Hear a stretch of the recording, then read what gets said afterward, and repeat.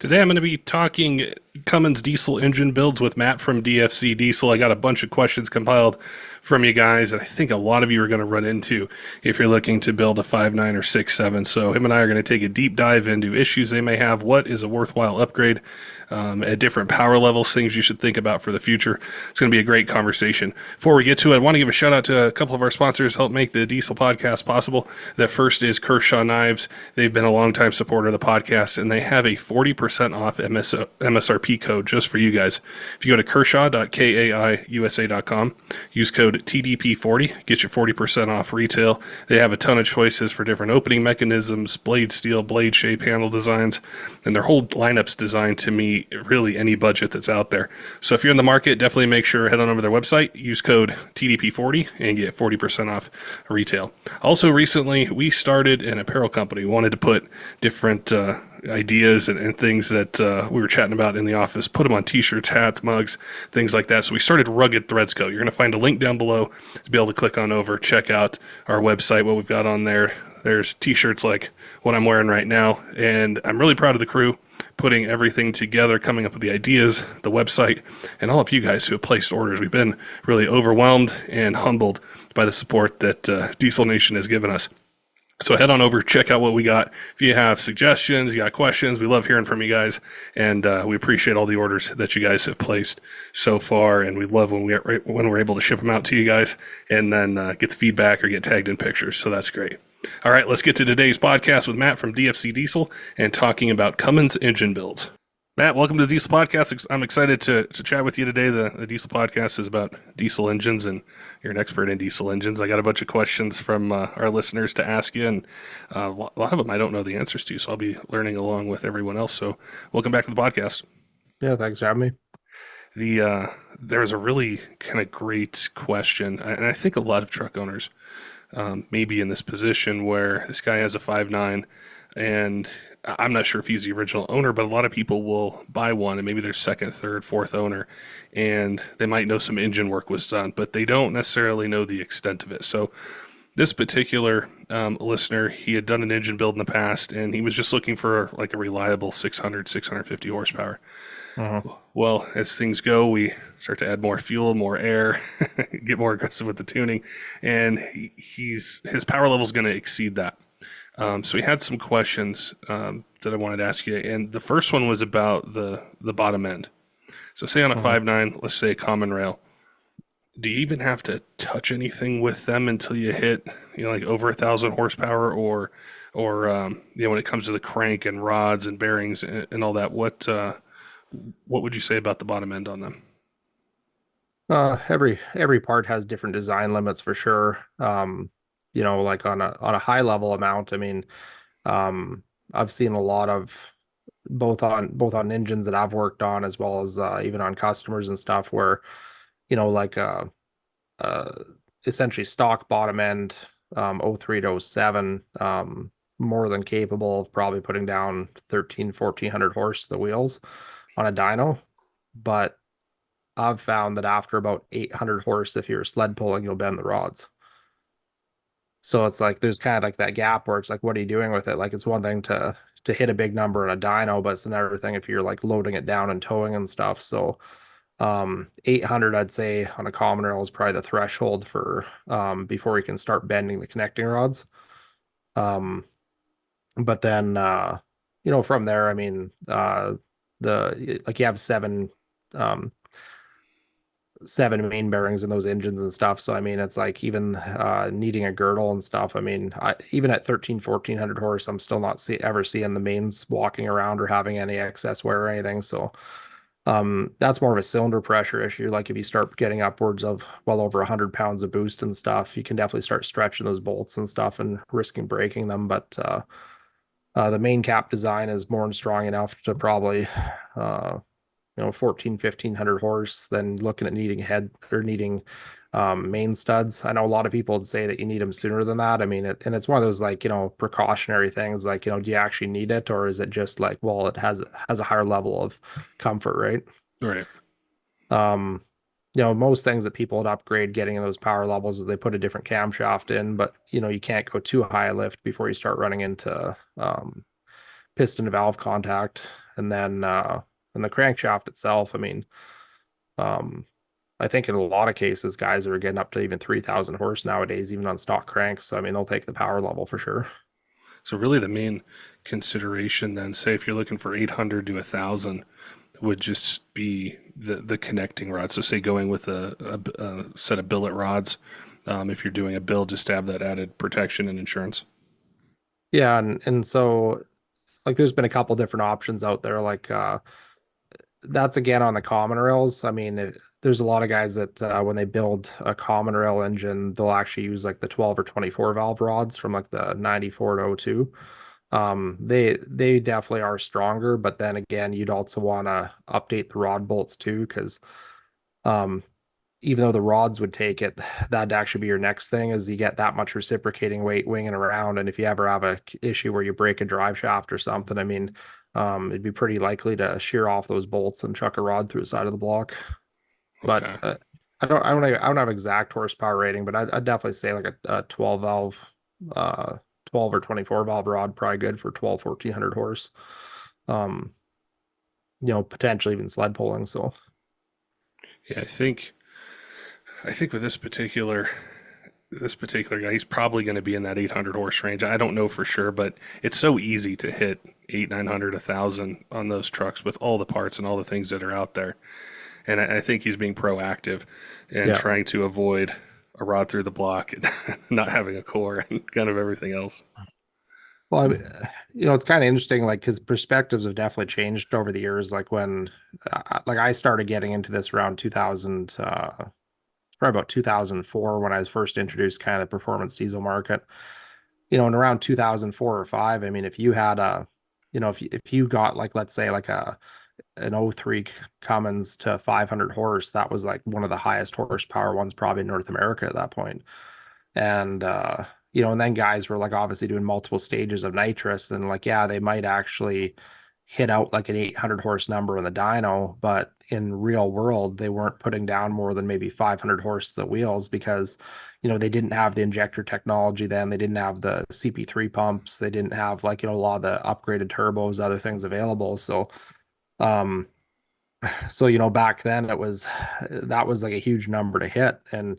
But going back to that perspective, it was interesting because like, back then you would think because it had been so many years of only like 200 and some horse diesel engines that everyone back then would think, oh, if you want to do 600 horse, like you need to build like a race motor, like it has to be like balanced and blueprinted and has to do all these different things. But the reality is like even though I'm not endorsing this, I mean I've had lots of my customers that buy one of our regular street series that just has head studs in it, consistently push them to 600, 700 horse all day long. And there's just a completely stock Cummins engine. So I mean, they're definitely built. They're definitely the top, probably the strongest, um, most overbuilt engine for the years or whatever, especially compared to Duramax and Ford. So Now, do you think this is a question I just thought of? Is when you look back to 2004 and all the way up until now, do you think something, say like tuning and its refinement and all the data that quality tuners are able to do, that it's made some of those stock components live farther or longer than they could in the past? Where say in 2010, people are like, well, you got to do these 12 valve or 24 valve rods at 7 on 800 horsepower, something like that, where all the technology and the expertise at the tuning side and even hard parts and the quality of them has just made it so you can kind of extend that power level before you really have to jump into an engine build. uh, I think it's kind of a complicated question to actually answer. I mean, I myself have never proclaimed, like, I mean, I'm definitely not a tuner and I don't know the stuff that goes into the background of it like a lot of them would, but um I definitely think to your point to it, uh there's probably definitely more ways they found better efficiencies that let's say don't just like they're not just getting it out of just cranking the timing, for example, which is a lot harder on both rods, wrist pin bushings, and on head gaskets and stuff. And then on some engines, obviously cracking pistons. So I mean, there's probably definitely ways that they've made it where it lives better. I think some of the challenges with tuning and whether it's making it better or not is um I mean, I could be wrong on this one, but I'm not sure. not sure how many tuners out there have considered, how their tune affects like an engine being properly broken into. Because like for the most part is like, if someone goes and buys like a 2024 truck off the lot, there's really not much available in terms of aftermarket parts yet or anything. And so that engine's at least being given the opportunity to like properly break in, run at the factory tuning, factory horsepower level it came at. And so what we see like, over the years is what happens is you'll have someone that puts on, 30, 40,000 miles, engine's properly broken in and everything. Then they put on a tuner and, and then they run to 200,000 miles. Then, the engine fails. So, I mean, it's obviously off warranty and everything else. But then they swap out the engine, but then they're running not at stock. It's not getting broken in like it once did. You're actually adding on a whole bunch more power to it right away. But however that tune's set up or whatever is not, you know, um, may not be the best for breaking that engine right away. And so then you run it on that same tune, but then you suffer from, let's say, the same problem the other engine had, but it happens at only 50,000 miles. And then you're kind of looking at, it's like, well, from the customer's perspective, they're like, well, my first engine made it 200,000 miles. I haven't changed anything. It's the same tune. But then you put in a reman motor with that tune and it's not properly broken in, and then it makes it less overall mileage. If you kind of get what I'm kind of saying there. Yeah, yeah, I can see how that could happen. That's something maybe I think in the future, probably more so with the newer engines and as they change, that there's definitely going to be a relationship between, say, an engine build and the tuning side of it. 'Cause I've seen that take such a center stage with newer Mhm. diesel trucks and how that works. So it was just something that it kind of popped into my head, Yeah. as far as extending it. He had another question as well, and he was, because I think one of the first things people do, even before an engine build, is they'll do upgraded valve springs. Mhm. And he was asking, does that put any undue stress or wear on the valves itself if you're running these, say, under 1,000 horsepower, but you're 6 to 800, 900 horsepower, and you're running upgraded valve springs? Is there any sort of issue or wear that can happen with some of the stock components like the valves? Uh, Not really. I mean, so like let's say you put in like I said a heavy duty valve springs. I mean, you do also have to narrow down how heavy duty of springs you're putting, because obviously um the higher pound rating you go, whatever, it starts exponentially rising on the opening pressure and stuff when you are opening them. So like difference between like a 103 pound valve spring versus like 120 pound is very, very different on the opening pressure, because the 120 pound is going to put significantly more stress on other things.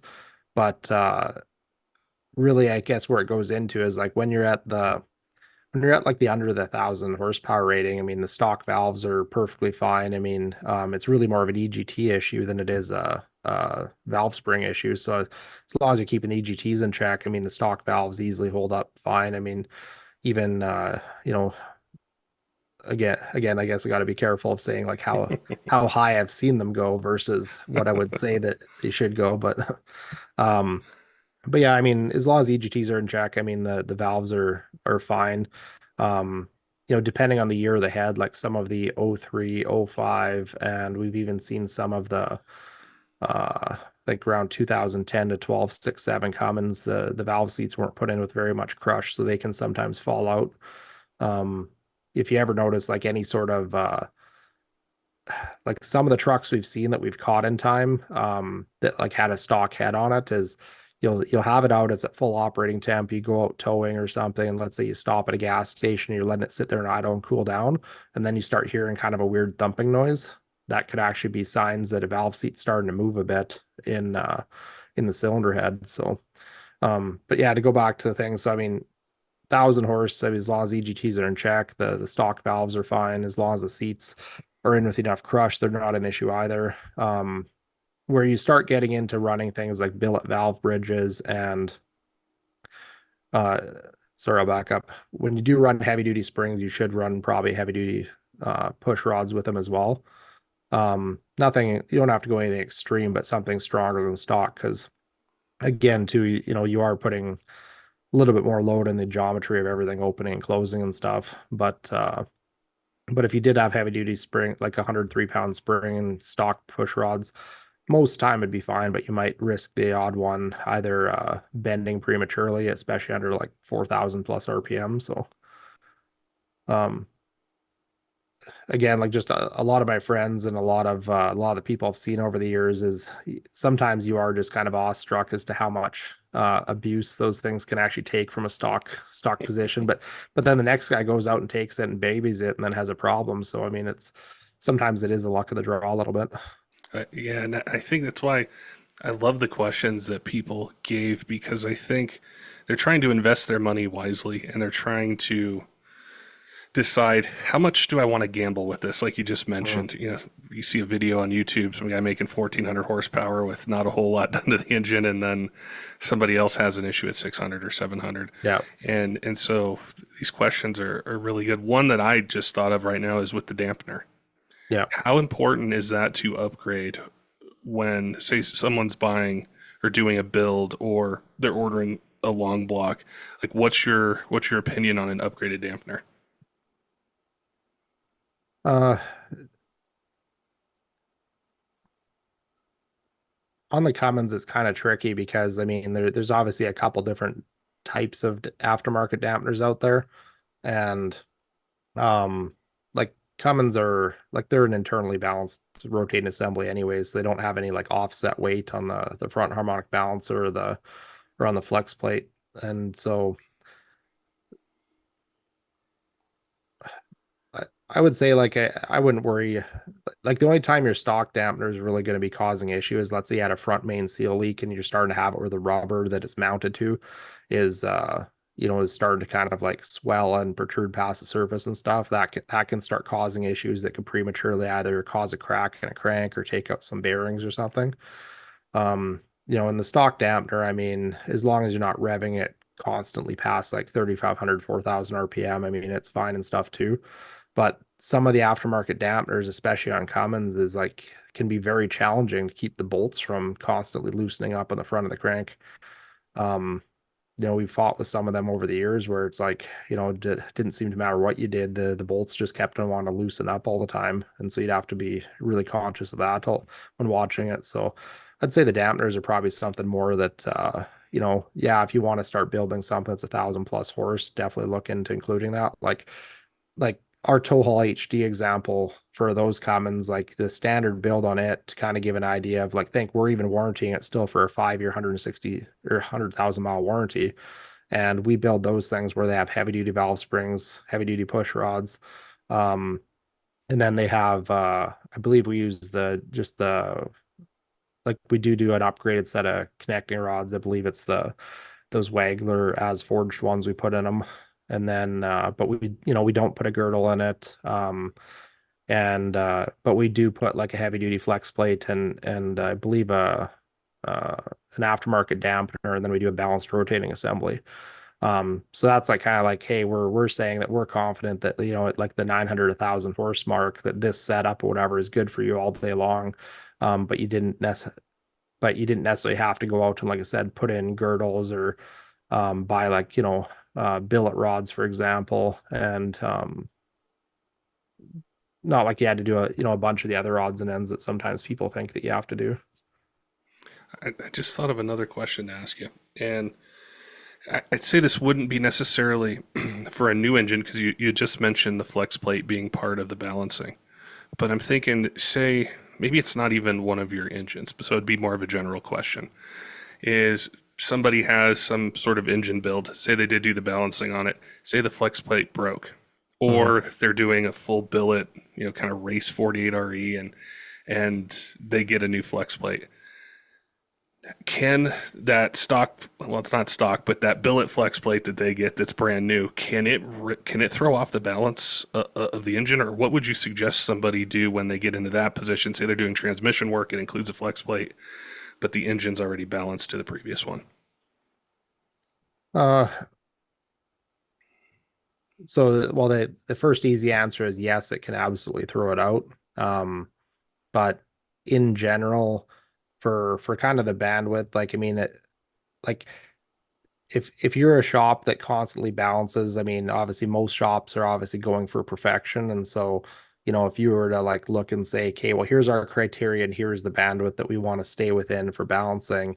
And look, we added this heavy duty flex plate or heavy duty flex plate, and look, it threw it out of what our acceptable bandwidth is. But at the same time is, there's lots of companies that sell heavy duty flex plates all over the place and they just bolt right on and they work fine. So it's like it'll bolt on and likely I'd still say like it's a pretty high percentage, like probably like 99% plus, that it'll bolt on and you shouldn't have any issues. But if you were to, let's say, take it apart and put it on a balancer, someone would be like, see, this is why we balance, is because it's out X amount. And the thing on diesels though is, I mean, you have to realize, like, I mean, a lot of the balancers, they'll show it's like, well, look, it's out like, this many 100 pounds of weight or whatever by 5,000 RPM, but it's like, but you're only running 3,500, so who cares? It's something where they're built strong enough, tough enough that even if they are a bit out, when you, let's say, do put a heavy duty flex plate on, that it shouldn't cause any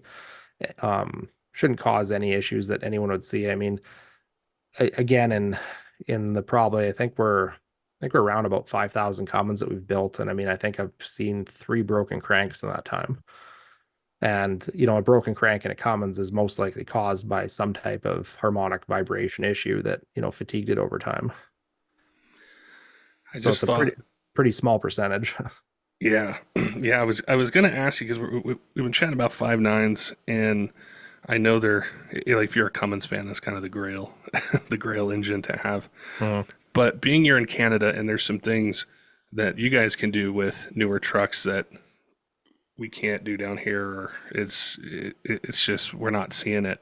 Yeah. How much of this changes with the 6.7 when it comes to the rods, when it comes to the cranks, when it comes to the valve trains, some of the other components? Is it kind of similar, vastly different? Do you see more broken rods at different power levels? What do the 6.7s look like? So on the 6.7s, I mean, as I believe it's around, could be wrong on this. It's been a while, but I think it was around 2010 they started, actually they started coming with a significantly lighter connecting rod in them. So actually the oh 07 and a half, 6.7, the oh 08, the oh 09 was actually the exact same part number of rod that was in the oh 06, oh 07 5.9s. Um, and interesting enough, whatever, those are the same years we saw in the 5.9s that they had kind of a bolt stretch issue. So it seemed like clockwork that around about, 170 to 210,000 kilometers, that'd be like probably about 100 to 125,000 miles. A rod bolt would come loose and you chuck a rod out the side of the block. And we saw that a fair bit in the oh 07 and a half to oh 09, 6.7 Cummins. But then in 2010, they went to actually a lot lighter style of a rod, which lowers kind of the reciprocating weight to the engine a fair bit. And don't seem to see the issues. But, um, when you get into the 6.7, I mean, they also go from having like the 5.9s had it where the coolant could pass in between each cylinder, whereas the 6.7s have a Siamese cylinder. So they actually have it where there's no space in between. Let's say like all 6 cylinders, they're actually like, attached right through the block casting. And then they have those coolant ports kind of in between the cylinders that flow up through the cylinder head to allow coolant to kind of flow through each way. And so on 6.7 Cummins, I would say if a guy is really heavy towing, actually an upgrade that we often push guys into if they're going to be towing beyond about 600 horse is putting in like a steel sleeve. Because we've seen a lot of the blocks actually split just from the cylinder pressures. So then you actually have it where it's like then you get direct combustion gases straight into the coolant jacket and need a new motor. Again, too, because the rods are weaker, I mean, I would say that I wouldn't want to push those rods much past, like they could probably take, again, maybe 800 or 900 horse on the dyno, but I wouldn't want to push them much past about probably 600, 650 if you're like, if you're going to sled pull with them. So yeah, it can quite a bit weaker. It's almost like just about, it's probably like what about 30% reduction in the size and power. So Um, And then on 6.7s, I mean, some of the next things are then because it's like think like the surface area of the block is the same size for the exterior dimensions, but the pistons are almost a quarter-inch bigger diameter. So you lose all that material in between, obviously, all the cylinders, and then you have a lot less area of gasket from the combustion chamber to the nearest coolant port in between the cylinders. So that's why they're also a lot more prone to having things like premature head gasket failure, whereas the 5.9s weren't. Have you found, as far as building 6.7s, that you can address, say, a lot of these issues? I guess it'd be more for like a street truck or somebody that is going drag racing or sled pulling. Has the hard part technology and advancement helped to be able to push what one of those engines can handle? Uh, like again, when we're talking just about the engine, I mean, there is obviously like I'm kind of referring more to like the mechanical limitations of the engine. So I mean, again, like there are definitely some things like we talked about earlier with the tuning that, while it might well, tuning can probably definitely alleviate stresses in some areas, it can just as equally add it back. I mean, 6.7 Cummins, because they're already susceptible to having premature head gasket failures because of the you know kind of head and block design. They're also like if you have a tune in it that like adds a bunch of timing to it to try and, let's say, improve fuel economy or whatever they're trying to achieve, it can cause repetitive repeat head gasket failures. Um, some of the next challenges is like when you have the stock bolts, if you do start getting coolant in between the surfaces of the gasket, when that coolant expands rapidly, it can actually create like lots of porosity in the deck of the cylinder head. So sometimes you'll still get a customer that, let's say, they got 200,000 miles and they're starting to go through head gasket steady. And, when they pull the head off, they like put a straight edge on it. And they're like, well, it measures out straight. And, they've been flat sanding it properly and stuff. So they're not using Rolox or anything, but they can't seem to hold a head gasket in it. That same block, if you put it on one of our CNCs, you can probe out the top of it and it might be within a thou and a half, but it can sometimes take up to 5 thou to actually clean up the surface because of how much porosity is embedded into like little cavities that have formed in the face of the block. And that's from actually having like previous head gasket failures where then the coolant gets in between the surface, and when it like boils or rapidly expands, it can create lots of pitting.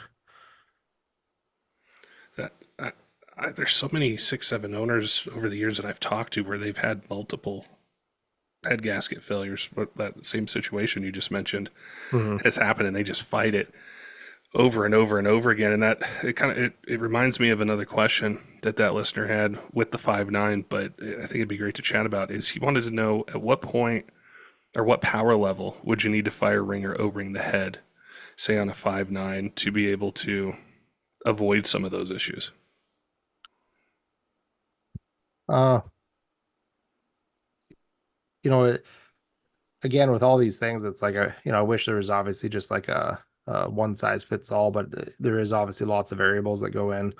I mean, when it comes to like one of the trucks I built for a shop I used to work for back in the 2000s, before I started DFC. I mean, it was like the world's fastest commuter at the time. I think in like 2008, it ran 9.7 in a quarter mile. And that thing actually, at 9.7, it was dynoing 1298 to the wheels. It had a stock bottom end, so stock pistons, not clearanced, no rods, nothing. Just had, I think, like a stage 3 camshaft or something in it. And it didn't have O-ringed head, and it didn't have fire ringed head, and it just had the ARP Series 2000 head studs with a proper hot retorque done to it, and it was running 110 pounds of boost. Wow. Um, so I mean, I've seen them take that level, and I mean, obviously, if you were to do that over the course of 10,000 miles, likely something is going to let go. Um, but obviously, like it was consistently like, doing lots of runs in the high nines and low tens at that level, and it was essentially a stock motor with head studs.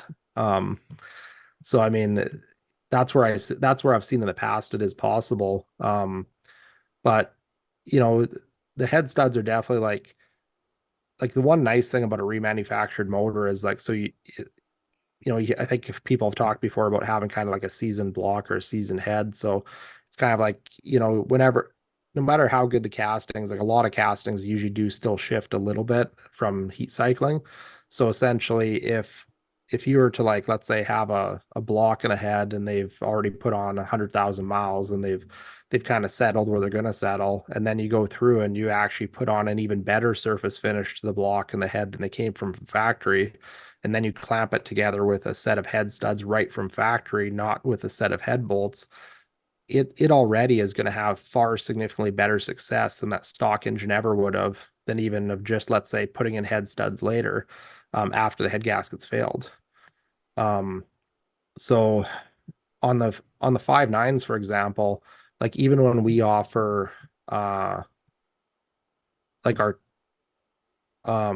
tow hauls, which we rate, I think at around I think it's like 700 horse or something, they still just come with a standard head gasket, an ARP series 2000, or I think we're using OptiTorque as well now. I think the Patriot series head studs, and I mean, have great success with it. With a 6.7 Cummins, however, because of that different head design, we're pretty much saying the second we go to our tow haul, we're O-ringing that head. We put in a 41 thou wire O-ring, and even with the O-ring and stuff too, I mean, it because like over the years I've heard both things. Like some people say, well, the only way to do it is you have to O-ring it. Other people say, well, O-ring doesn't work, and you get all these different opinions out there. But everything comes down to be, it's like, well, it has to be done correctly. Like if you put an O-ring in that's either too shallow, it's not gonna provide the intended benefits. But if it protrudes from the surface too much, it can actually cut a layer of the head gasket and cause a premature failure. Likewise, if it's not placed in the correct position on the gasket, then it can actually be counteracting the sealing force of the gasket themselves as it was designed. So even when you go to O-ring, you also have to make sure that, it's it's put at the right diameter and it's put at the right depth, and there's a fairly small window to operate in to get optimal results. But on 6.7s, it's definitely like when you're pretty much, once you're going past, I'd probably say about 100 horse tune or something. It's usually best to usually use like bare minimum head studs, and anything beyond 100 horse, excuse me, you'd probably want to do head studs and head studs and O-rings. Fire rings, I still believe, are kind of more of a just kind of performance only, like non-daily driver type thing. I know there's a bunch of different options for gaskets that sometimes come with it. Some that are better suited for daily driving, some are that are better suited just for more track use. Um, but I still think for, like, again, I'm still sure for the majority of the viewers that are listening to us and stuff, I mean, if you're running like less than 800 horse on either, like on a 5.9, I would say you don't even need O-rings, just head studs is fine. And then on the 6.7, head studs and O-rings. I'm glad you brought up head studs because another listener had asked about,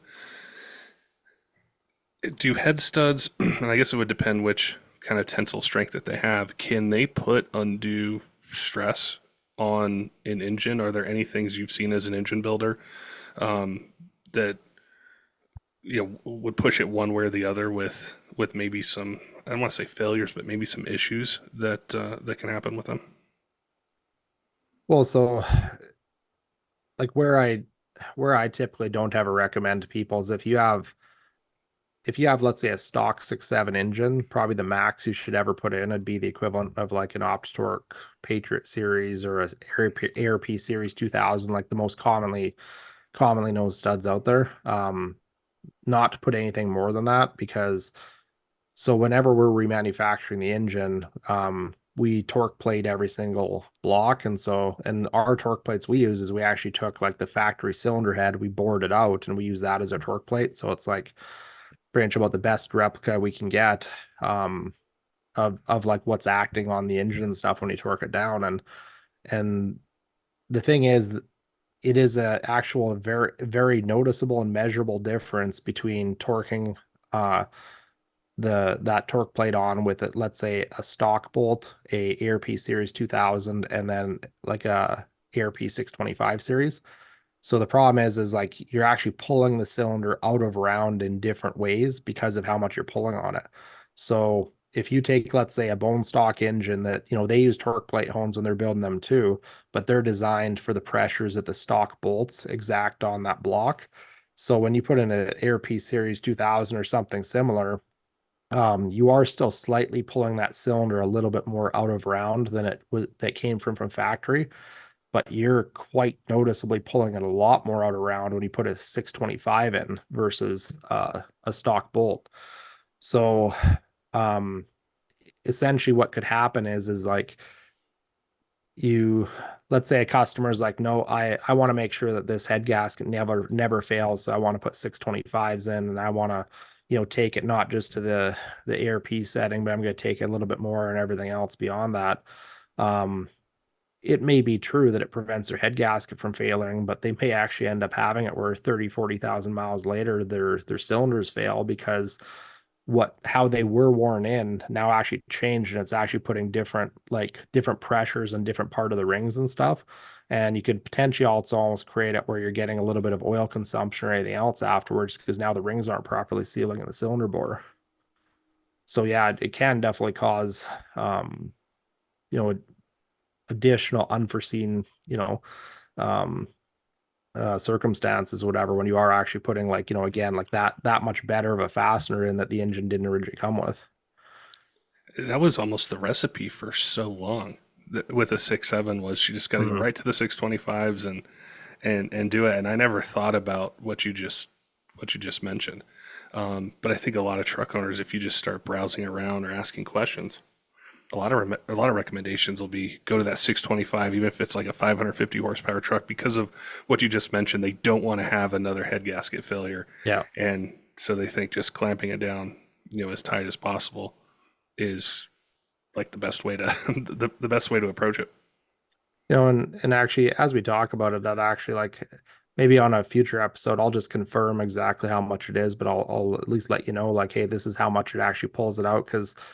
Um, because like people have to realize too, it's like when you're applying that, I mean, the cylinder can actually do a lot of different things too. I mean, um, not only can it go out of round, but you can actually kind of bell shape it too. When you pull in the studs hard enough, especially on a 6.7, you can actually have it where the top of the cylinder will actually start pulling in a bit, but then about an inch down, it actually starts belling out. So then that's kind of like one of those things where people have talked about, like, you know, sometimes people bring up as like, oh, are you getting like ring flutter or something? And if you talk to any ring manufacturer, like, how do you even duplicate that situation or something? But you can actually pull that cylinder out of round enough, or like I said, bell shape it, that you'd actually have it where right at the top, the ring's tightening in and then expanding right away. And depending on the ring tension, you could actually have it where it's not pushing back quite fast enough, and you're actually getting a little bit more combustion gases and everything in past the rings. Which again, if you're over fueling lots, like let's say you have a small turbo and you're adding lots of fuel to it, then you start washing off the load bearing oil film, getting it in there, which then can create cylinder scuffing, which again, back to my 30,000-40,000 miles later, you can actually take out your engine because you put, 625 head studs in it. And I So hate much. saying like 625s in, it's just 625s work awesome. Like, they're a great stud, but but if you're going to put them in, you should really do it while you're remanufacturing the engine with the torque plate, and always use whatever fasteners or gasket you're going to be using with that particular package. That was exactly what I was going to ask you next, which is, what's the best way to install those 625s? And you answered it for me, but I know listeners out there's like, okay, well, ask him, like, what's the best way to the best way to put them on. So I'm glad that he kind of Yeah, it's like, preemptively answered it for me. no one wants to hear the best way to install them is to put a new engine in. One of the big ones, I think, when doing an engine, and that listener had asked this question as well. What about some of the other components like the water pump, the oil pump? Do you like to go back with, OEM components, some of these other things after they've already made the decisions with the rods and the camshaft and everything else? And then it kind of leads to, the maintenance or the reliability, longevity of, getting it coolant supply, getting it oil supply, all that stuff. Yeah. I mean, I would definitely say across the board. I mean, Dodge, Ford, Chevy. I mean, we've been pretty standard. If we're put, with, we usually prefer just using an OEM oil pump and everything. Um, we've a couple times looked into aftermarket ones that might be higher volume or this or that, but it kind of based on the design of most of them, it's kind of like anything you're going to do to try and increase the volume of that oil supply, you're probably going to decrease the longevity of it because you're putting too much strain on everything. Um, but as far as the water pumps, I mean, it's kind of six one, half dozen the other. I mean, on a Cummins, so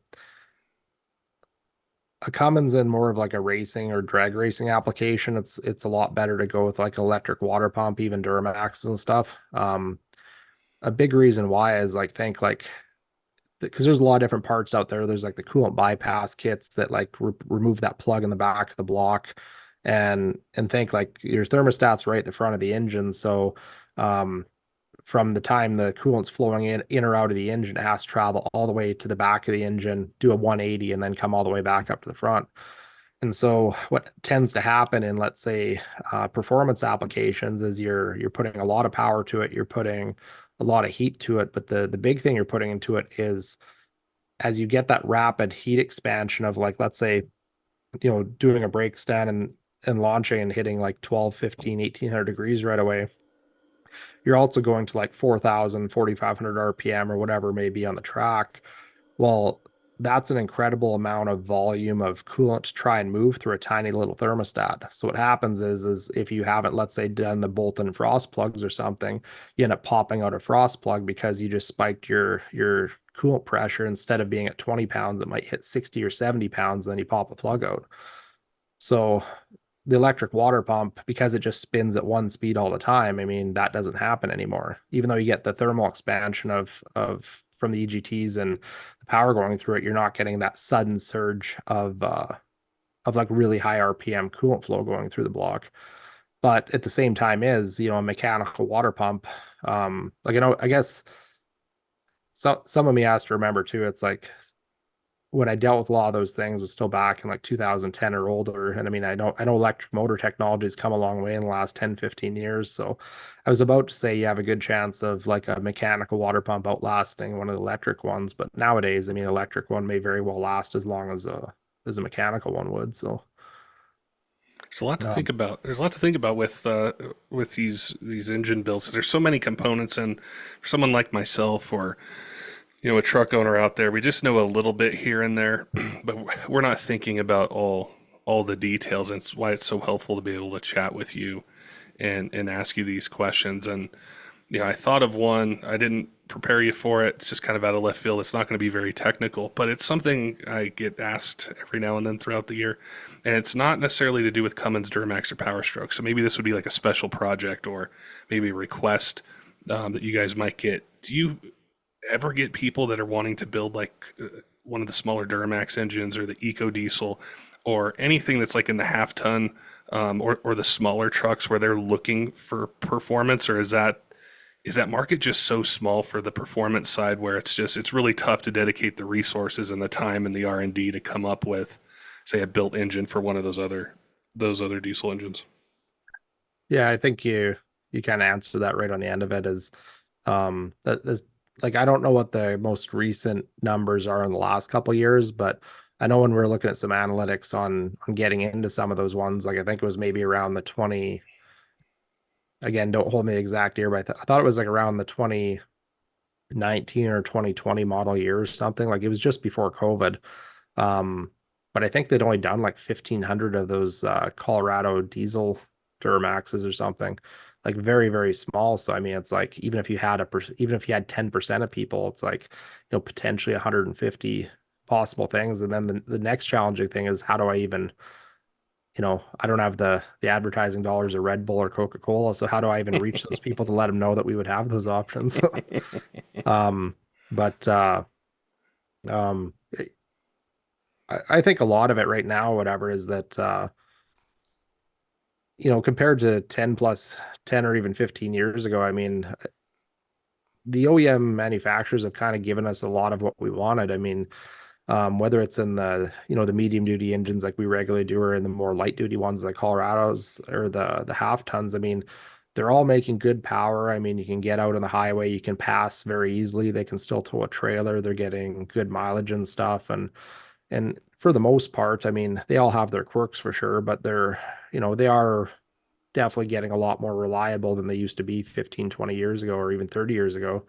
Like I remember growing up as a kid or whatever, it's like, how could you ever drive more than like a 3 hour drive? And then, you're counting, it's like, oh, I saw like five Fords on the road, or I saw three GMs, or I saw, seven Dodges or whatever. Like, you never know. So you kind of, do the whole, all the acronyms of, the found on road and stuff like that.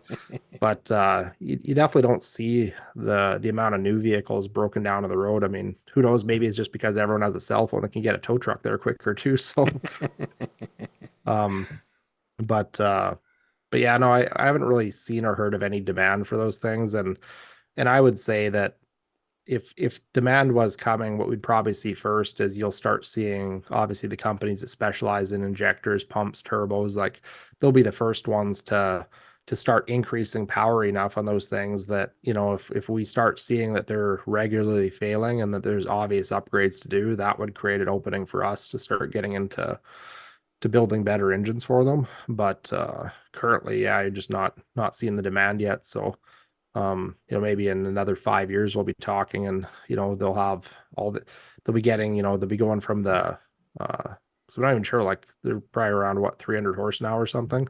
Yeah, somewhere Um, around there. so I mean, if they start getting to if they're getting them to 500 horse and everything, and they're living, or maybe they're all blowing up by the time they get 50 horse over stock. So Yeah, I think as a diesel enthusiast, I was really excited when I started to see half tons start to get, diesel engines, and my hope was that it would really take off. And it's kind of a numbers game, and it's really tough too. Sometimes someone will email us or send a message or something, and they're really excited about this particular truck and they want to do a build, so they want to hear about injectors and turbos and other things, and I just Mhm. can't find places that do it. Yeah. So it's kind of tough, but I Well, mean and maybe.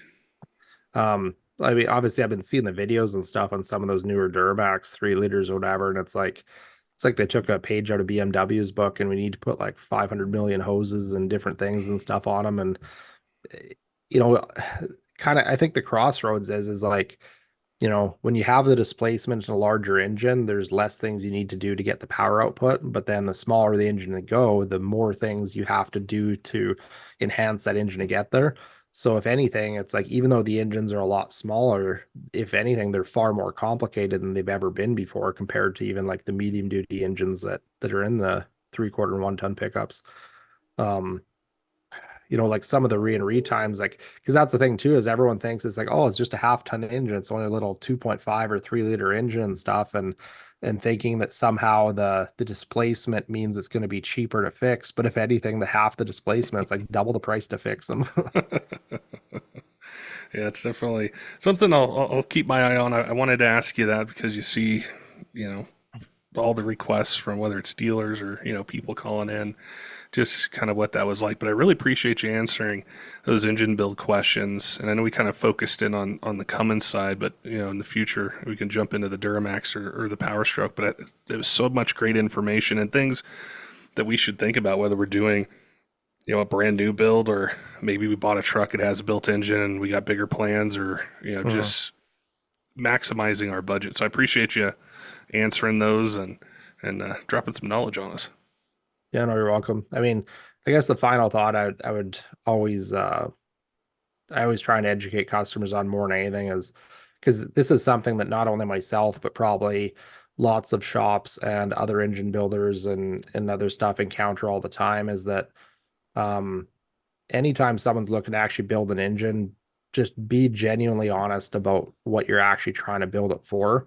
Because I think a lot of, customers sometimes think that they're going to save money by, well, no, I'm not really planning on taking it there. But then, so then you'll give them what they've requested to build for, but then they want to take it further, assuming that, oh, well, it should handle more than what I was saying anyways. But more often than not, it's like if it gets underbuilt from the start, or like, you're not honest about the application you use for it, ends up costing more money in the long run because you end up having to do it again, sort of thing. So it's always best to just, be as honest as you can with yourself, and try and establish like, well, what are you actually using the truck for? Because then you can actually get something built for your actual application. It's good advice. Definitely good advice, especially with, it's a big investment, for an engine. So just, I think spending the money wisely, asking the questions, looking to, I guess, be educated on it, and then, not having to go back and do it again because it happens so much. There's so many stories and so many things I read where people redo things, and that's where it ends up costing, a ton more money. But yeah, I Well, appreciate. Oh, go ahead. I was gonna say, it's like, well, yeah, you don't hear of things going back too often because they're overbuilt. No, it's always the other way. Yeah. Awesome. Well, thanks for chatting with me today, Matt. I definitely enjoyed it. I learned a lot, and look forward to doing it again. Yeah, likewise. Thanks, Patrick. Don't forget, Diesel fans, make sure and head on over to kershaw.kaiusa.com. They have a 40% off retail code just for Diesel Podcast listeners. Use code TDP40 on their site, get you 40% off retail. It's a great way to save some money, get some really cool gear, whether you're in the market for a knife for EDC or hunting, fishing, something around the job site, around the house. They've definitely got you covered. Different options for opening mechanisms, blade steel, handle designs, and their whole lineup's designed to meet a whole bunch of different budgets. So no matter what you're looking for, they're going to have one that fit nicely either into your collection or how you intend to use it. So we appreciate their support, and also offering that 40% off retail code just for you guys. Also, we recently started an apparel company to put different graphics, different sayings on t-shirts, hats, mugs, and it's called Rugged Threads Co. You're going to see a link down below. Really proud of the crew at the Diesel Podcast, coming together with their creativity, putting a lot of time and effort into the website. And from you guys, we've really been humbled, overwhelmed by the orders. It's really cool to be able to see something we worked so hard to do and see an order come through, or see a question that you guys have, or suggestions. You guys have given us some really, really cool suggestions for stuff you would want on t-shirts and hats and mugs. So I'm really proud of the crew. I want to thank everybody for their orders placed so far. Head on over to the website and check it out. Also want to give a shout out to some of our Patreon supporters: Tyler Loewen at 23 Diesel, CUTTERUP Rob, J Cole, Colby, all of our other Patreon supporters, all of you who subscribe on YouTube and podcast apps, follow us on social media. We appreciate all your support here in year 8 of the Diesel Podcast, and look forward to bringing you more of the content that you want to hear in 2024. Till next time, keep the shiny side up.